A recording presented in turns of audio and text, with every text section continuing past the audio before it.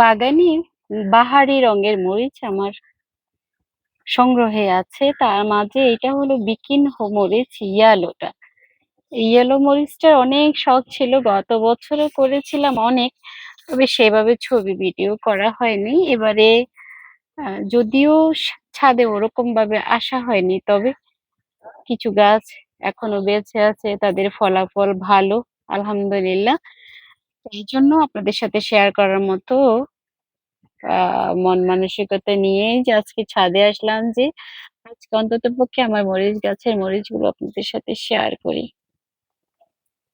এই মরিচটা অনেক ধরে, আর এটার যে সুগন্ধ, এটার যে ঘ্রাণ, সেটার জন্য কিন্তু এটা আরো বেশি বিখ্যাত, ধরে বেশি, দেখতে সুন্দর, আর খেতেও কিন্তু অনেক ভালো লাগে। এটার ৪টা জাত আছে। সেটা হলো একটা লাল, একটা হলো যে এই যে ইয়েলো কালার, আর একটা হলো কালো, একটা সাদা, এরকম সাদাই থাকে। ৪টার মধ্যে এটা হলো যে ইয়েলোটা। ইয়েলোটাই আজকে দেখাই, আসতেছি সবগুলোই দেখাবো। ফলন দেখেন, মাশাআল্লাহ বলেন আলহামদুলিল্লাহ। এখন আমাদের কিছু মানুষের মরিচ করা দেখে আল্লাহর রহমতে যেভাবে মরিচের জন্য আকর্ষণ বাড়ছে সবার ভিতরে, মরিচ করার জন্য, মনে হয় না আগামীতে আর আর মরিচ কিনতে হবে কারো। যারা বারান্দা বাগানে আছেন, ছাদ বাগানে আছেন, সবাই কিন্তু আল্লাহর রহমতে মরিচের প্রতি অনেক নেশা জাগতেছে। এটা আসলে ভালো লাগার বিষয়, অনেক বেশি ভালো লাগার বিষয়। আমি আমাকে অনেকেই আমার আইডিতে মেসেজ দেয় যে আমার ফলনগুলো এত বেশি হয়, এত ভালো ভালো ফলন হয়, এটার পরিচর্যা কিভাবে করি। আমি বরাবরই বলেছি, আমার প্রত্যেকটা ভিডিওতে আমি বলার চেষ্টা করি যে ছোটখাটো টিপস গুলো, আমি যেহেতু অত অভিজ্ঞ কেউ না, আমার বাগান করতে যেটুকু শিখা সেটা নিয়েই কিন্তু আমি সবার সাথে শেয়ার করার চেষ্টা করি। এটা বড় একটা ড্রাম, একদম হাফ বড় ড্রাম গুলো। আর এটাতে একটা পেয়ারা গাছ লাগিয়েছি কিছুদিন আগে। কিছুদিন বলতে ৫-৬ মাস হলো একটা পেয়ারা গাছ লাগিয়েছি। তো সেখানে নতুন পেয়ারা গাছটার গোড়াতেই কিন্তু আমি এখানে একটা মরিচের চারাও দিয়ে দিলাম, যে সাথী ফসল হিসেবে হবে সেজন্য। মাশাআল্লাহ, সাথী ফসল হিসেবে ড্রামে দেওয়ার কারণে মরিচ গাছটা কিন্তু অনেক মোটা হয়েছে, অনেক ডালপালাও ছাড়ছে।